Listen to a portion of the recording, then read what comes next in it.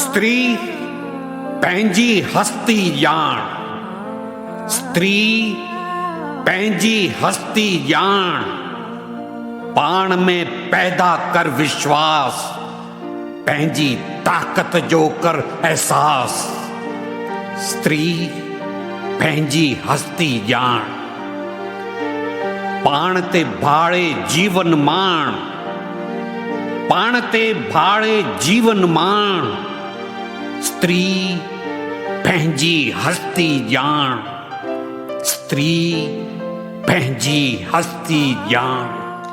वंदना, अॼु किचन खां कंप्यूटर ताईं ऐं कंप्यूटर खां स्पेस ताईं स्त्रीअ उॾाम भरी आहे। परिवार खे पालण लाइ हूअ घर खां ॿाहिरि त निकिती आहे, पर परिवार खे कहिड़ी दिशा में वठी वञिजे या समाज खे कहिड़ो मोड़ ॾिजे, इहा जवाबदारी बि स्त्रीअ पंहिंजे हथ में खई आहे।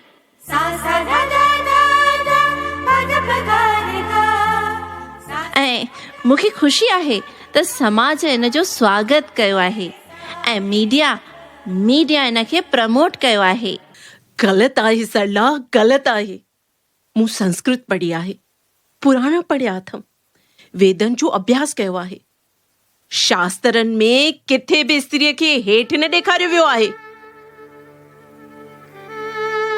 ज़ालुनि खे मथो ढकण लाइ किथे बि ज़िक्र कोन्हे। औरतुनि जी बेइज़ती करण जो हक़ पुरुष खे कंहिं न ॾिनो आहे। पर जीअं वक़्तु गुज़रंदो रहियो, तीअं मर्यादा ऐं तहज़ीब जे नाले ते स्त्रीअ खे वधीक हेठि किरायो वियो।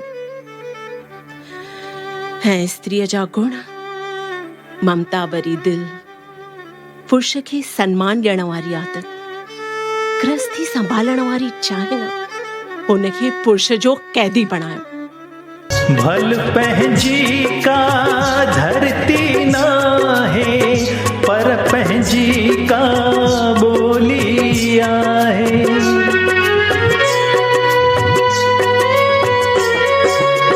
भल पंहिंजी का धरती न है, पर पंहिंजी का बोली आहे। लोलीअ खे की न भुलाइण वारा सिंधी। संगीत मुंहिंजी ज़िंदगीअ खे सुकून ॾिनो। संगीत मुंहिंजे दिल जे उमंगुनि खे, मुंहिंजे दिल जे जज़्बातुनि खे इज़हार करणु सेखारियो। चयो वेंदो आहे त music is language of emotions. किताब ऐं संगीत जंहिंजा साथी रहंदा आहिनि, उदासी उन्हनि खां परे रहंदी आहे। ऐं संगीत त भाषा खां तमामु घणो मथे आहे। जो भाषा यानी कि लफ़्ज़ दिमाग़ ताईं पहुचंदा आहिनि, पर संगीत दिल खे छुअंदो आहे। मूंखे लॻो कला छा सिर्फ़ स्वानंद लाइ आहे? छा कलाकार जो समाज ॾांहुं को फ़र्ज़ु कोन्हे? मुंहिंजे मन में इहो सवाल पैदा करण जी क्रेडिट, मुंहिंजी ज़िंदगीअ खे इहो ख़ूबसूरत मोड़ ॾियण जो शर्फ़ मां दादी पोपटी हीरानंदाणीअ खे ॾींदसि। दादी पोपटी हीरानंदाणीअ लाइ त मूंखे बि मान आहे। दादी पोपटीअ मूंखे सम्झायो त असां कलाकारनि ऐं साहित्यकारनि जो फ़र्ज़ु आहे त असीं पंहिंजी नई जनरेशन खे पंहिंजी संस्कृति, पंहिंजे इतिहास सां वाक़िफ़ करे हुननि खे पंहिंजी जातीअ सां जोड़ियूं।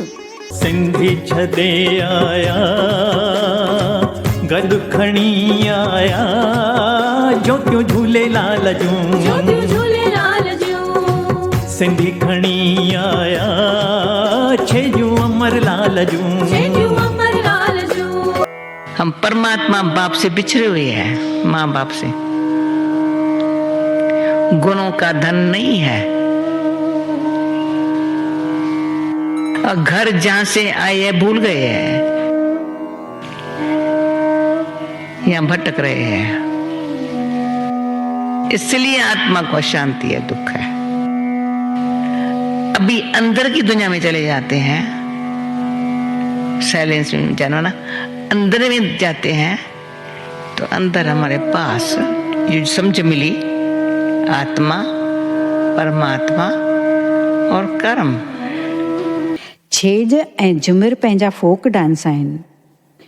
हा, पार्टीशन बैदि पंहिंजे ज़मीन पंहिंजे कला खां परे थी वञण जे करे कला ॾांहुं पंहिंजो चाह घटि ज़रूरु थी वियो आहे, पर सिंधियुनि खे बि सिर्फ़ु मनोरंजन कंदड़ डांस खां अॻिते वधी कुझु आर्टिस्टिक, कुझु अलॻि पहलूअ खे खणी सोचणु घुरिजे।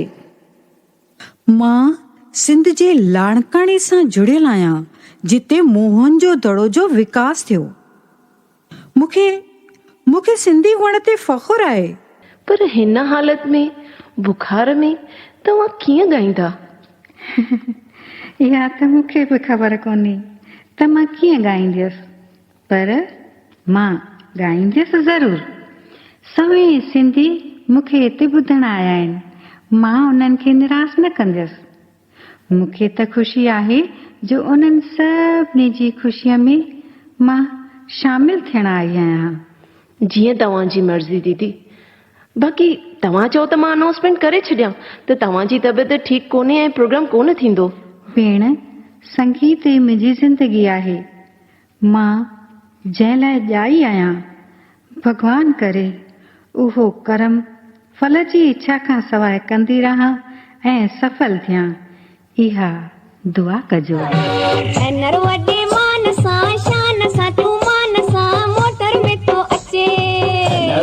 मान सां शान सां तूं मान सां मोटर में तो अचे। कोई न ठसे गॾु हुन सां परायूं पियो टके। कोई न ठसे गॾु हुन सां परायूं पियो टके। एनर वॾे मान सां शान सां तूं मान सां मोटर में तो अचे।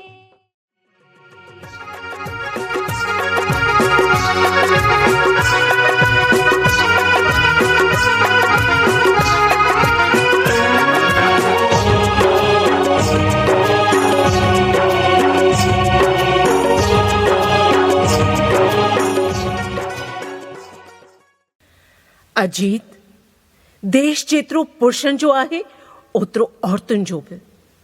त छो मां या का बि औरत देश लाइ पंहिंजो जीवन समर्पित नथी करे सघे? सर ॾेई सवें जा ॻाईंदसि, मिठड़ी मां जो दर्द मिटाईंदसि। मां बि पंहिंजे देश खे ओतिरो ई प्यार थी करियां जेतिरो तूं थो करीं अजीत। बिल्कुलु दीदी। गांधी जी चवनि था त स्त्रीअ खे कमज़ोर या अबला सम्झणु हुन जो अपमान आहे।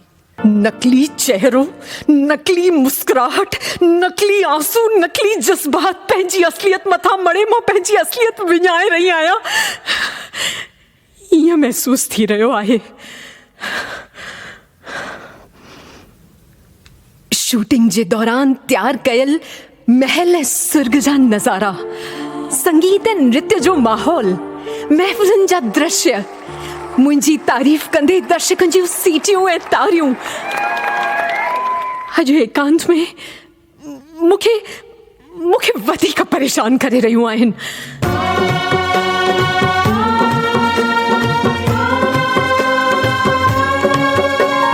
दुनिया सॼी खे पंहिंजो कयाऊं, वरसो अबाणो दिलि मां कढियाऊं। सिंधी लॾे आया, सिंधी छॾे आया।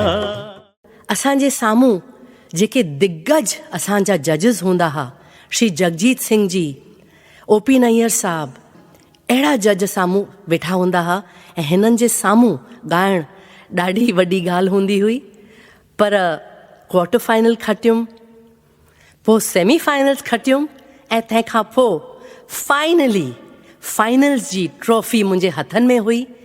सभ खां ख़ुशीअ जी ॻाल्हि इहा हुई त मूंखे इहा ट्रॉफ़ी श्री जगजीत सिंह जे हथां मिली।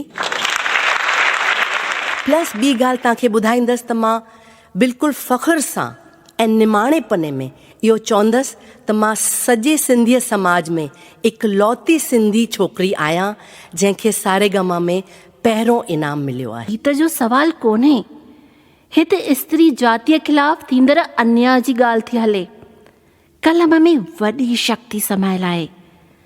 साहित्य ज़रिए मां समाज में हिकु जागृति पैदा करणु थी चाहियां।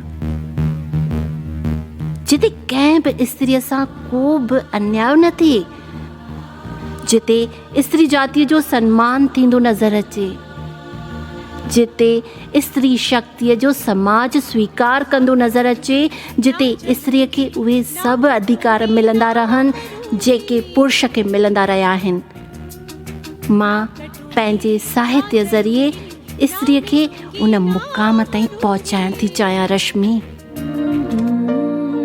स्त्री खुद खे चओ न गुलाम, स्त्री खुद खे चओ न गुलाम, कटे जंजीरूं थी आज़ाद, कटे जंजीरूं थी आज़ाद, नई पीढ़ीअ जो तूं बुनियाद। स्त्री खुद खे चओ न गुलाम, सुभाणो तोखे कंदो सलाम, सुभाणो तोखे कंदो सलाम।